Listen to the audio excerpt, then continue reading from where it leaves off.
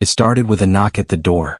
At 3:16 a.m., Cassidy Marlowe was jolted awake, heart pounding, the eerie knock echoing through her quiet farmhouse in Oregon. She looked at the baby monitor. Silent. Her two kids, Lily, 5, and Noah, 3, were fast asleep upstairs. She tiptoed to the front window, pulling the curtain back just an inch.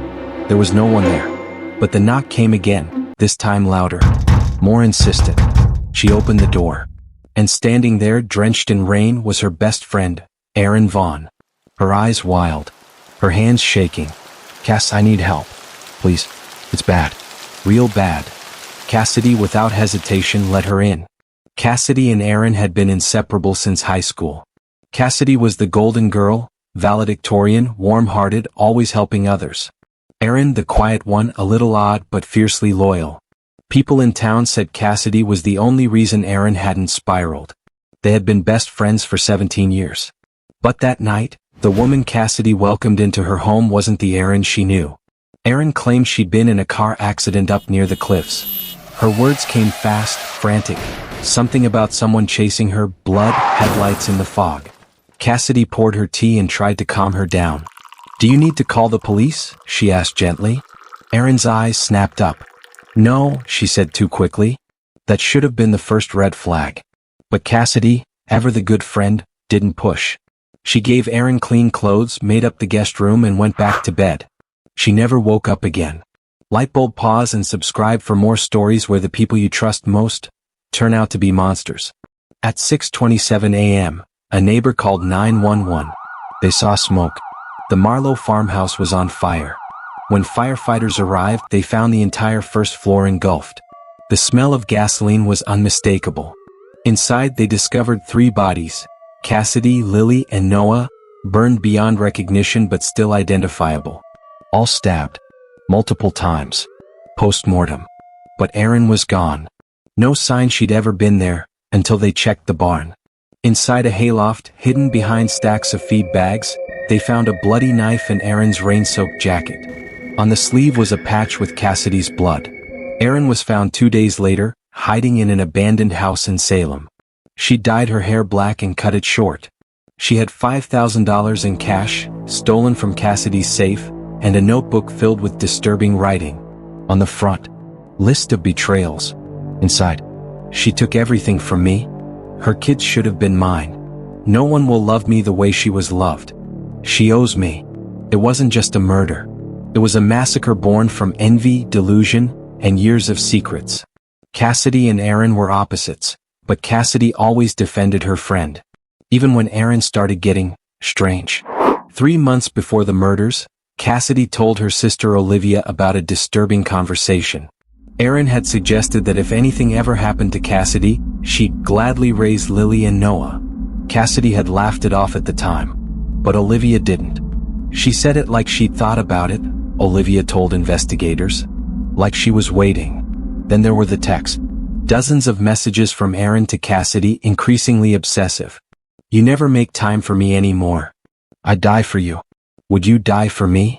Sometimes I think those kids don't even deserve you. Cassidy stopped replying. She told her husband, who was deployed overseas at the time, that she was going to distance herself from Erin. That decision may have sealed her fate. Erin later confessed everything in a taped interview with detectives. Her voice calm, even cheerful. I waited until she was alone, she said. I knew she was a light sleeper. That's why I knocked. I wanted her awake.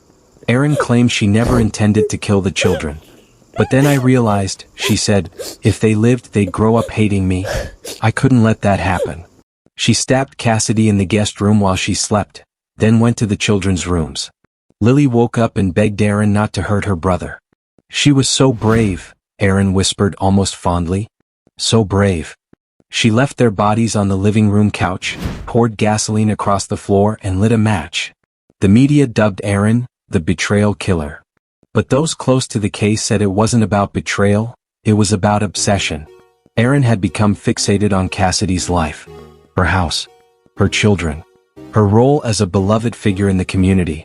Erin had no close family, no children, no stable job. She was alone, and Cassidy had everything. She didn't want to be Cassidy, one psychologist said during the trial. She wanted to consume her. Take her place. The courtroom was packed. Olivia sat in the front row holding a photo of Cassidy and the kids.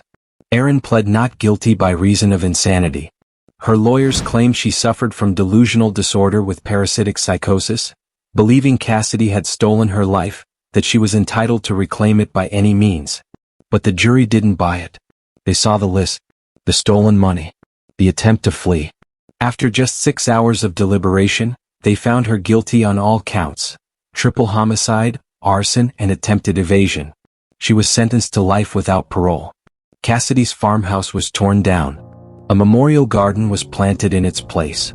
Olivia became the spokesperson for the Safe Circles initiative, raising awareness of friendship red flags and advocating for early intervention when obsessive behavior is noticed.